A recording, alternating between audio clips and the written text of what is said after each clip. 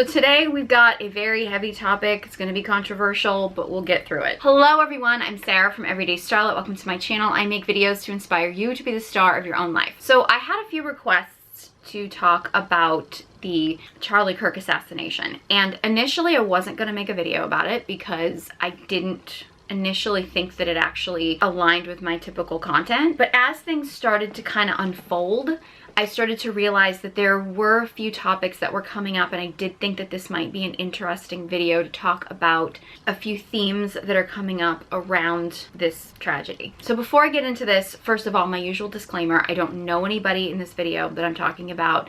I don't know anybody personally. I don't know what people are like behind closed doors. I am simply basing my analysis on the public perception and the public images of public figures, and it's honestly not even necessarily specifically about these public figures. In reality, I just want to use public figures as an example of some lessons that we can learn to take into our own lives so we can have happier, healthier lives and relationships. Now, because this video is going to be about somebody who was very active in politics as a political content creator, it's hard to keep politics out of the conversation completely, but I'm not approaching this from a political standpoint. I really want to make this video for anybody regardless of your political affiliation. And you know, I'm human. I obviously have my own biases when it comes to my own feelings about politics, but I'm going to do my best to put a pin in that. And you know, I would just encourage you, if you are unable to take politics out of a discussion and you just want to come for a political discussion, this may not be the video for you. I'm not interested in getting into a political argument with anybody. That's not my area of expertise. I want to talk a little bit about this situation from a broader sense, because I think that there's some aspects to this that I think are important to understand. I'll be fully honest, I did not know a ton about Charlie Kirk prior to this. I knew his name. I had seen some clips of some of his content. I'd never watched any of his long form content. I was aware that he was a right-wing conservative political commentator, but I really didn't know like a ton about him. I hadn't looked into him, and based on the clips that I had seen of his online, there were some things I agreed with and there were some things I disagreed with. And as I've said in many other videos, I think that's normal, right? Like, I think that it is normal, and I think that we've gotten to this place where we see things as so black and white, and I think we also forget the humanity in people sometimes. And I've said this so many times before, that even people who I've seen online who I think are just like vile, disgusting human beings have sometimes had takes on things that I agree with. Sometimes I think that it's a form of manipulation, because if somebody is trying to manipulate you, they have to feed you some truths. They have to feed you some things that are believable, that are palatable, in order to lure you in. Sometimes I think it's just because it's human to sometimes say things that are universally true or agreeable or things like that.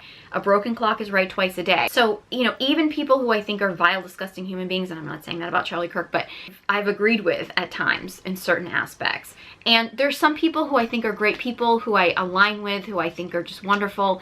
And sometimes they say things that I'm like, ooh, don't like that. So I think it's normal to sometimes agree with people and sometimes disagree with people. And I understand sometimes something's gonna come up where you realize that what a person says, or a person's belief or feelings on something, is something that you disagree with so much that you don't want to align with that person anymore. And that's okay. Like, it's okay to decide, like, I liked this person, I like their perspective, but maybe this thing that they came out with, maybe it's so bad that you just can't follow them anymore. And that's okay. Like, honestly, when it comes to social media and the content you consume, it's your choice.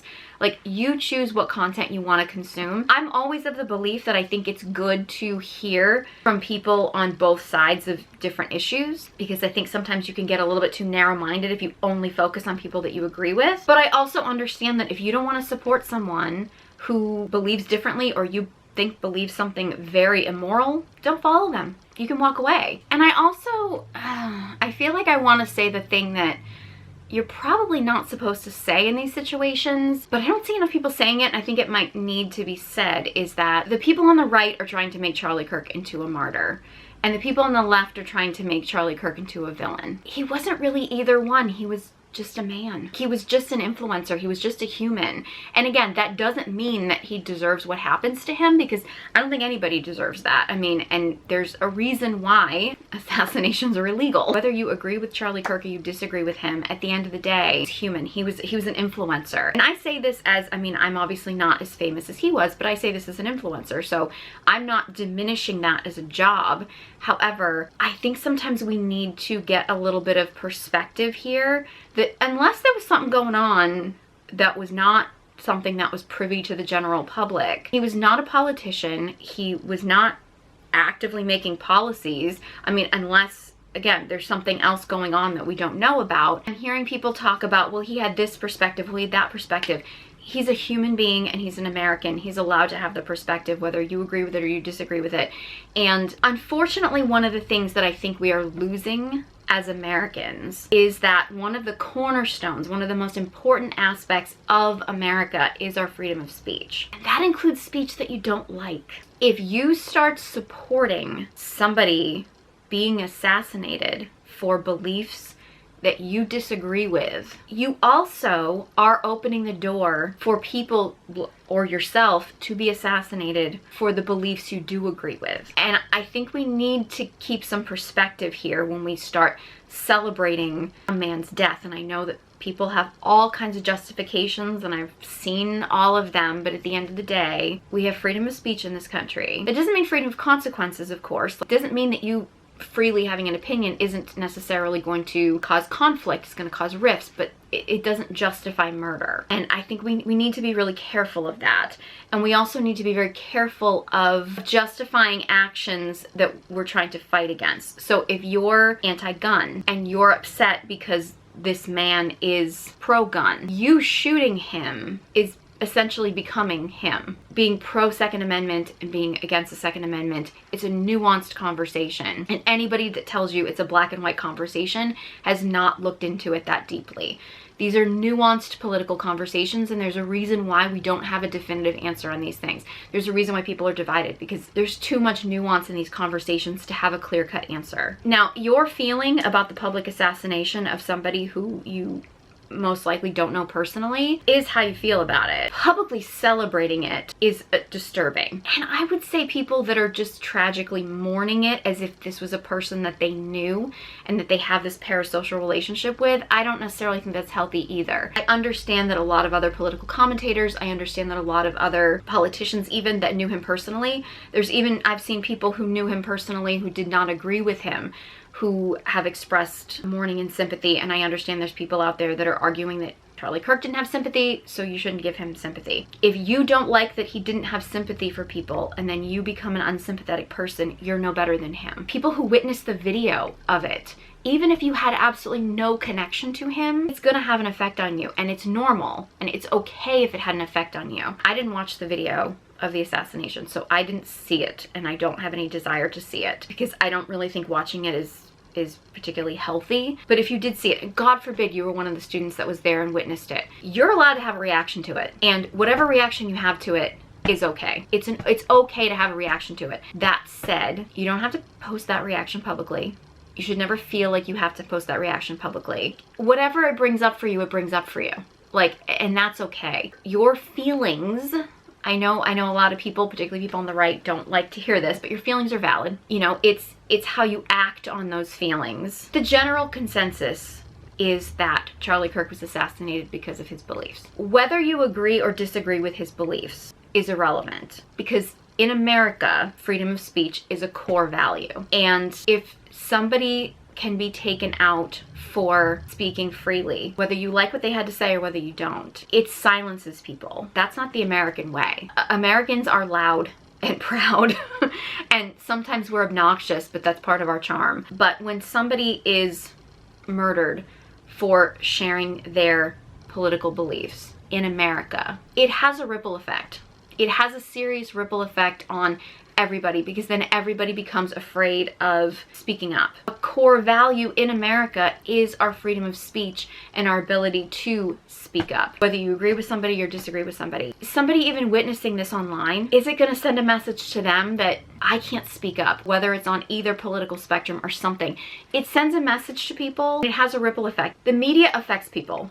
And I see this every day when I try to point out things like media manipulation and stuff like that. People are like, well, if you're so easily manipulated by the media, then that's your problem. People Human beings are very easily manipulated. We are, and I think a lot of people don't want to accept that. Whether or not you liked Charlie Kirk, whether you didn't like Charlie Kirk, a public assassination of somebody who was getting up on a stage and giving their political beliefs, whether you liked him or not, does send a message in people's minds that speaking up about your beliefs is not safe. And that's not the core of America. The core of America is freedom of speech. A public figure who speaks about something politically and they are now publicly assassinated for that sends a message to everybody. People on his side of the aisle, people on the opposite side. It sends a message to everybody that it's not safe to speak up.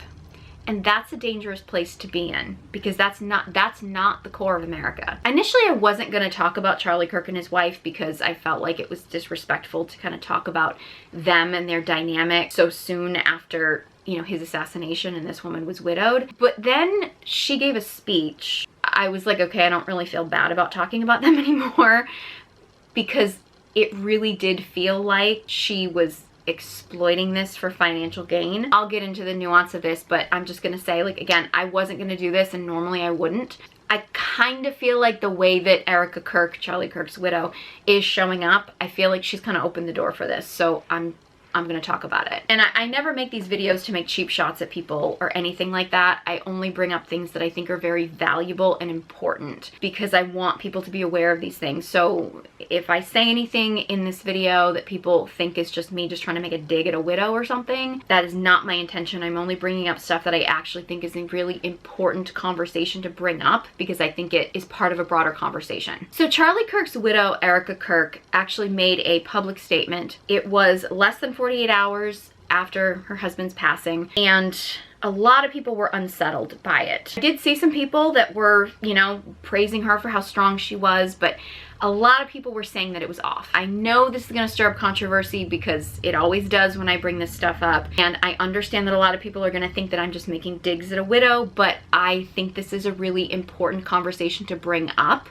If bringing it up now calls attention to it, then I think it's a valid conversation to have. Erika Kirk has had a lot of work done. She was a Miss USA, and you can look up photos of her from when she was Miss USA, and if you look at the video of her now, pictures of her like now, she does not look the same. And there's a lot of people that are like, is that really her? Like, people get into this, like, is it cloning? Is it a fake person? Is it whatever? She's had a lot of work done. Now, she was beautiful before, but she's had a lot of work done. Now, one of the reasons why I believe a lot of people think that Erika Kirk's speech about her husband's assassination did feel disingenuous, it felt off to people. I don't think this is the only reason, but it's a big reason that I don't see people talking about. She's had a lot of work done. Those are not her original features, and she's clearly had a lot of Botox fillers. I don't know specifically what she's had, but she obviously has a lot of fillers done. I know people are gonna be like, why are you bringing that up now? But I think this is a really important conversation to have. Her face doesn't make normal expressions anymore. I think that it's an important message to get out there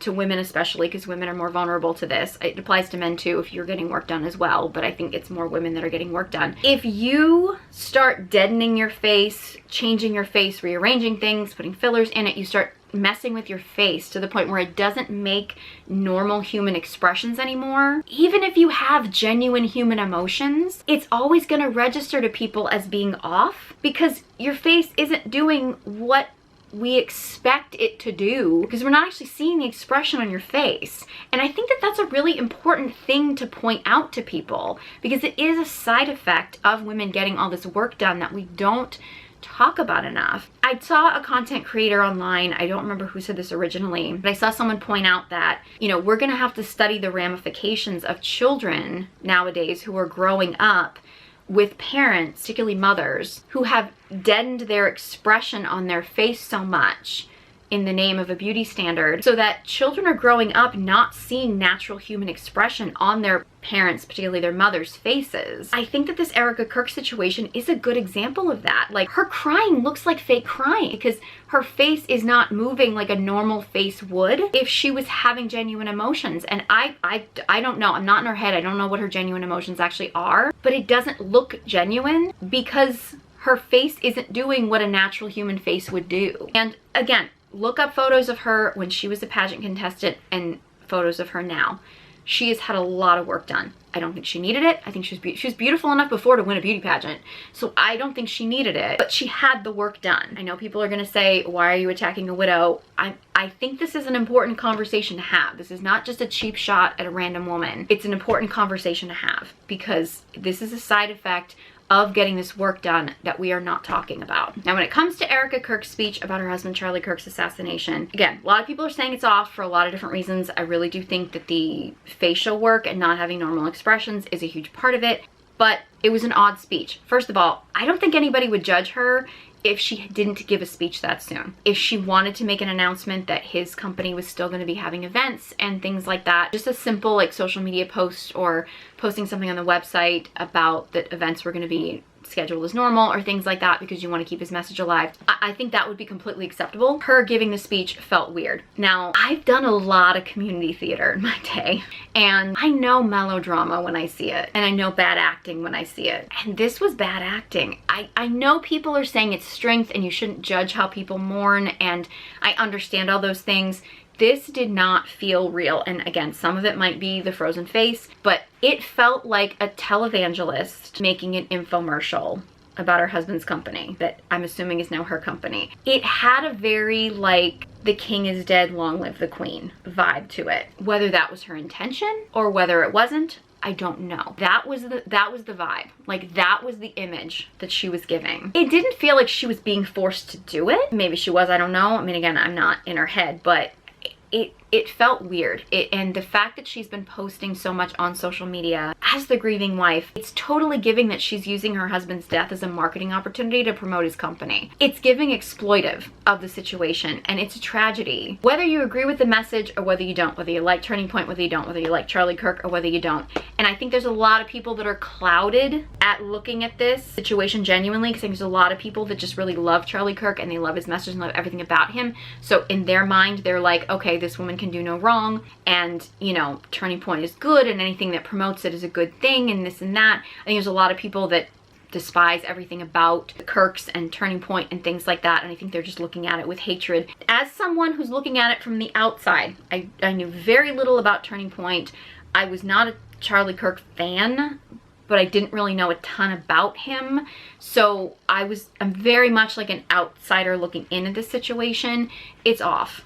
This is not a normal reaction. I mean, again, I'm not saying she's not mourning him, but the way she's presenting it feels very fake. It's giving an infomercial for his company and using his assassination as, again, an infomercial. And the social media posts and stuff are they're odd. I think they're very disturbing. It's not giving genuine at all. I'm not saying she's being disingenuous. I'm saying the way it looks from the outside looks very disingenuous. And again, I know there's a lot of people, everybody mourns differently.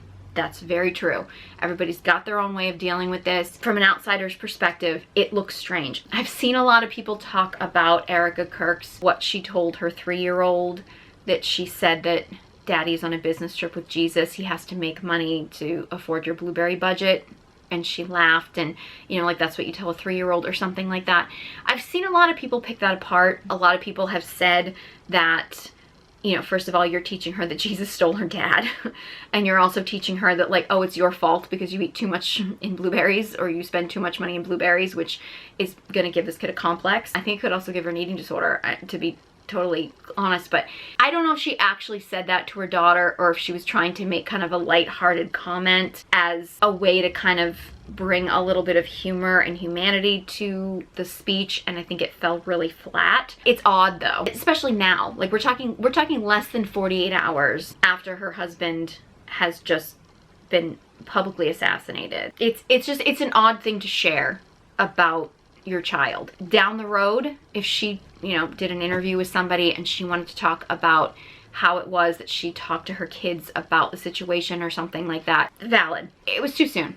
It was too soon. Again, I don't know if she was being serious or she was trying to make a lighthearted moment. People have been comparing it to like Jackie Kennedy and JFK. JFK was the president of the United States. Like the president of the United States. Whatever you think of Charlie Kirk, he was a podcaster. He was not the president of the United States. Erika Kirk is not Jackie Kennedy. And I think we need to get a little perspective here, because I think again, I say this as somebody that is online, that is an influencer. I'm not a huge influencer, but I say this as somebody who is an influencer. We're human. We're just human beings. And you know, yes, the media has the power to influence people, but we need to kind of reevaluate how much power we're giving influencers, for sure. I've seen people pick apart Erika Kirk's speech as to the fact that she got in full glam. I don't necessarily think that that's so strange. I think the fact that she even made the speech in general, like before they've even had a memorial service, so quickly, I mean, we're talking less than 48 hours. I think the speech feeling like a televangelist infomercial, like I think a lot of things were off.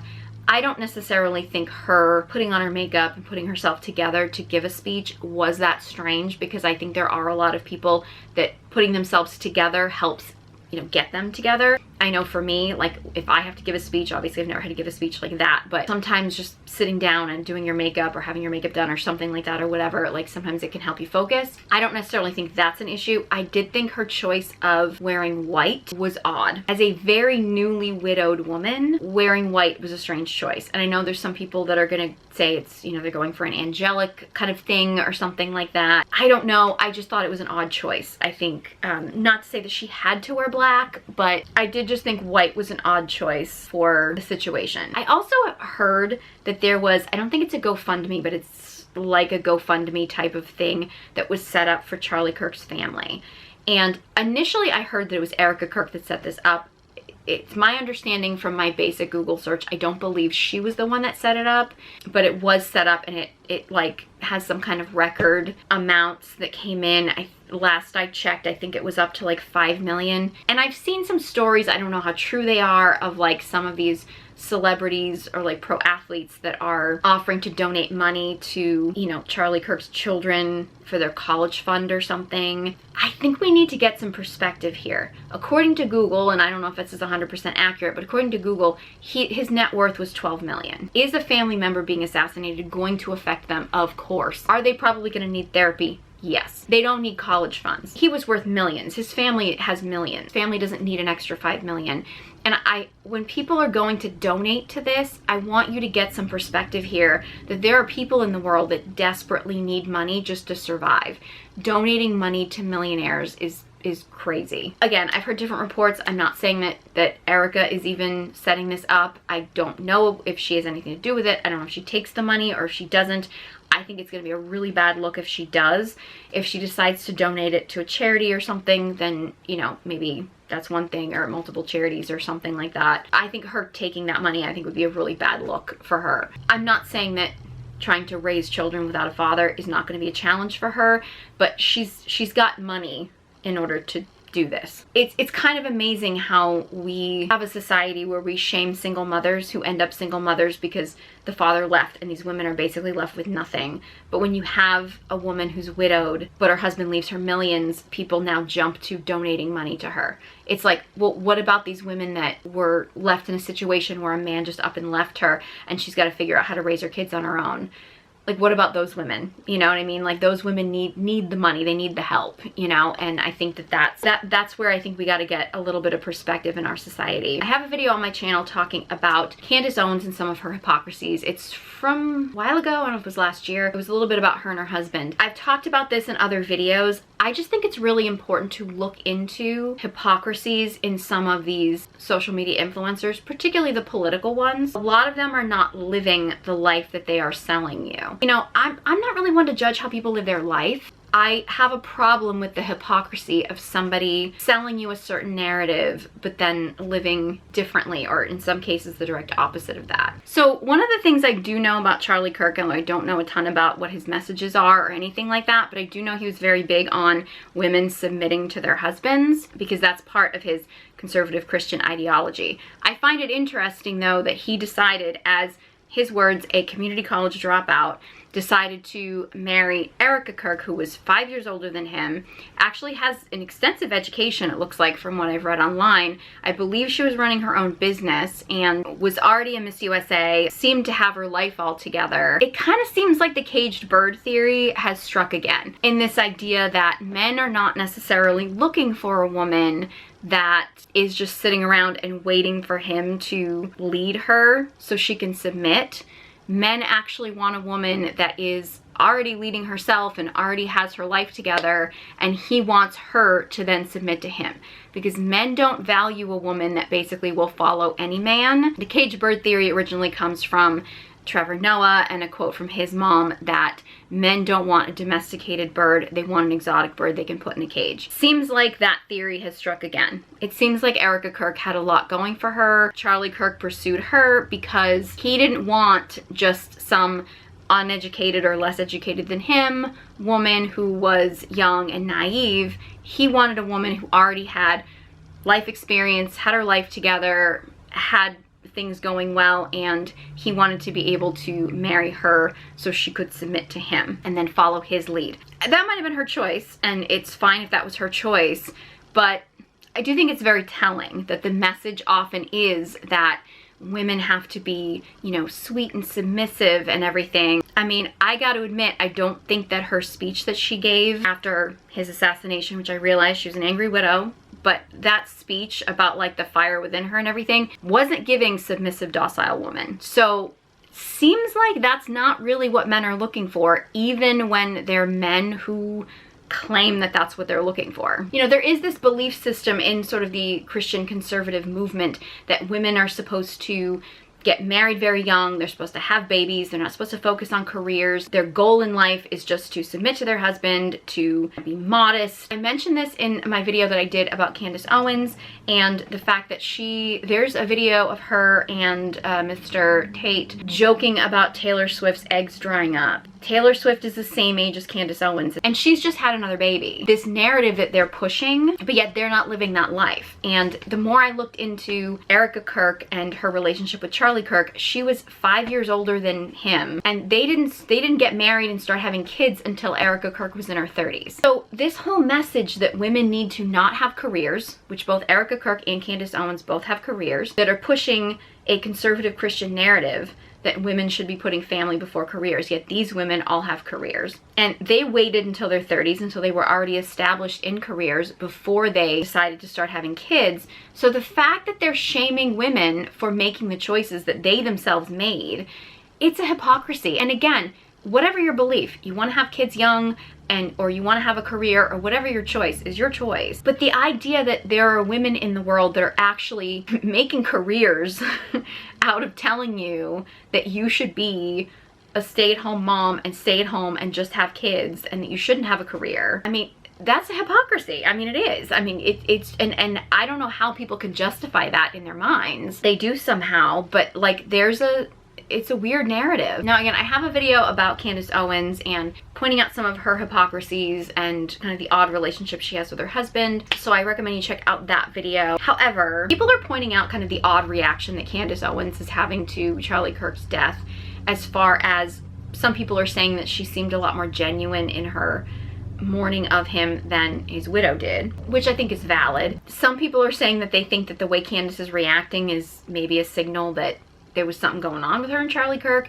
She claimed that they were best friends. Now it's interesting because in a lot of the more right-wing Christian conservative, and I would say even the manosphere and the podcast bro space and stuff, there's this big narrative that like men and women can't be just friends. When you have someone like a Candace Owens coming forward and saying that Charlie Kirk was like her best friend and talking about their friendship and how deep their friendship was, you kind of have to expect people to start to be like, were they just friends or were they more than friends? Now again, I don't know if they were, I don't know if they weren't. I have no idea what they were like behind closed doors. I don't even know if they liked each other. Maybe this was just for show. Who knows? I have no idea. If you are part of a movement or part of a group of people that believe that men and women can't just be friends and that married couples shouldn't have best friends of the opposite gender, when you do come forward and say that you had a best friend of the opposite gender, you can't really be surprised if people start speculating that there might have been something else going on, because you kind of set up that narrative. Any person with any level of intelligence, if they are in the political space, whether they are a politician or whether they speak about it, has to understand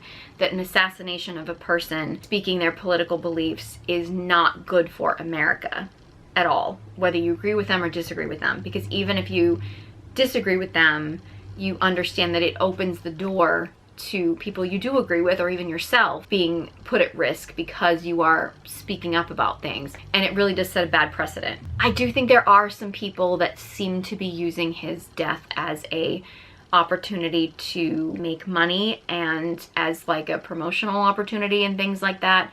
And I know people are going to accuse me of doing that with my video, but you know, I'm just analyzing this because I think that some of these topics are helpful for people. You know, I'm not going to make that much money off of this video, to be honest. I'm also not a grieving widow or a grieving supposed best friend. I'm able to look at the situation with less emotion. I think the people who are closest to him, who are exploiting the situation, it's coming across strange. It is. I think there are a lot of people who are blinded to the narrative and some of the media manipulation and things because they have preconceived ideas about Charlie Kirk or people in his political party or people of his political affiliation. You either love him and you love everybody associated with him and you love his movement and you believe that obviously everybody involved has completely genuine interests and you only believe good things about them, and you believe that everybody is in this for good and that he is a saint and they're making him a martyr and things like that. Or you dislike him, you dislike his beliefs, you adamantly oppose his beliefs, and you want to make him into a villain.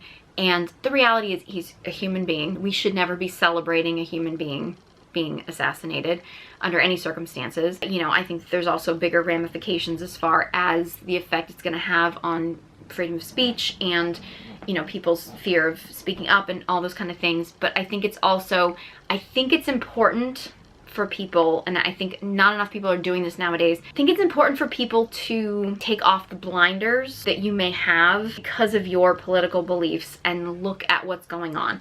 I gotta be honest with you, whatever your political beliefs are, it's really narrow-minded of you to believe that everybody on your side or your team, whatever team you're on, is all in this for good. That kind of black and white thinking, that kind of like, oh, if they vote the same way as me, they must be a good person. If they vote opposite than me, they must be a bad person. There's good and bad people on both sides. I mean, look, I'm of the belief that I think that there's a lot of really powerful and corrupt people in the world that want to keep us divided because that distracts us from what they're doing. And I think, you know, I would just like people to take the blinders off and try to look at the situation with some nuance. And I realize that this was not so much like a relationship commentary, but I think that this is an important conversation to have about media manipulation and how things are presented in the media. I know this is a heavy topic, probably controversial. I'm not interested in having any like political conversations in the comments. I love to hear your comments. I love to hear your perspective. I would love to hear from you. I just, you know, I'm fine if you disagree with me on anything. Like I'm not opposed to disagreements or conversations. I just ask that you keep it respectful. I know that's hard to do when we get into politics and things like that. But again, this really wasn't about politics. This was really just more about the media and humanity and perceptions and things. So yeah, I would really love to hear your thoughts on this video. This was requested and I hope that I handled it as respectfully as possible considering the situation. So yeah, if you enjoyed this video, found it helpful, please give it a big thumbs up and be sure you subscribe to my channel. Leave a comment below. Please be respectful. Honestly, any engagement on this channel really does help to boost it in the algorithm so more people can get this message. If you would like to heal your pick-me energy or connect to your own inner power, I highly recommend you check out my guided journals, Recovering Pick Me Girl guided journal and the Dark Feminine Energy guided journal. They're both available on Amazon. Details in the description box below with links to all my social media accounts. Thank you so much for watching and I hope you join me next time.